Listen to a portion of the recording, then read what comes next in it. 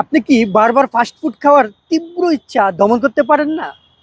Fast ফুডের স্বাদ বাড়ানোর রাসায়নিকগুলো মাদকের মতোই মস্তিষ্কে আসক্তি তৈরি করে। এই আসক্তি আপনার গাটকে ধ্বংস করে দেয়। চলুন জানি এর সমাধান। তবে তার আগে যারা আমার ফেসবুকে ভিডিও দেখছেন তারা ফলো দিয়ে রাখুন, এবং যারা ইউটিউবে ভিডিও দেখছেন সাবস্ক্রাইব করে ফেলুন। আসক্তি ভাঙার জন্য এই কার্যকরী কৌশলগুলো প্রয়োগ করুন।